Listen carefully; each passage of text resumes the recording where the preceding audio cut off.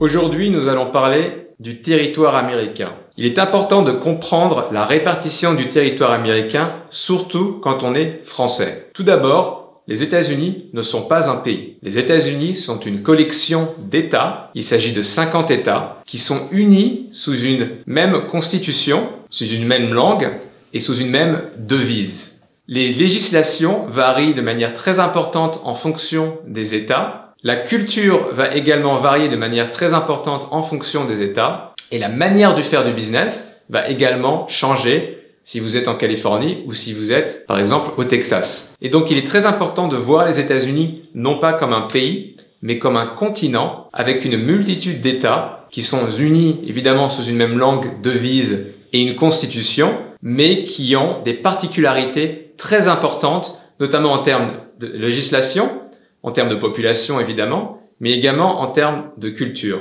Enfin, l'économie américaine n'est pas une économie qui est centralisée sur des capitales, comme on peut le voir par exemple en Europe. C'est une économie qui est assez décentralisée.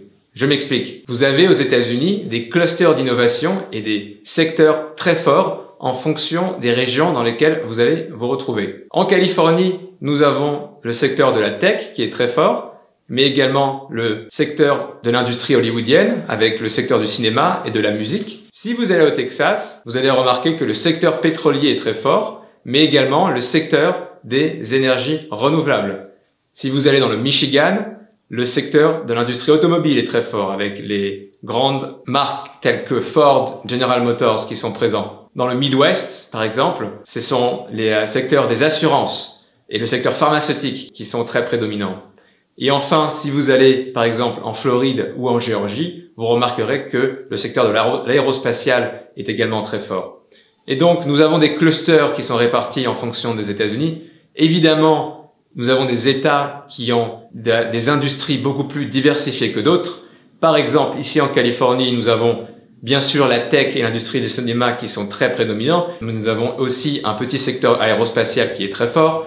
Nous avons de la fabrication d'automobiles, notamment avec Tesla, et nous avons également un secteur agriculturel qui est aussi très présent. Et donc, quand on vient aux États-Unis, il est important de ne pas se focaliser évidemment sur les grandes villes, mais de comprendre l'intégralité du territoire américain, l'intégralité de ses secteurs, et en fonction de l'industrie dans laquelle vous vous trouvez, cibler les régions américaines en fonction de ce qui va vous rapporter le plus, de ce qui va être le plus profitable pour vous, si vous cherchez à faire de l'export par exemple, et non en fonction de ce qui vous plaît à titre personnel.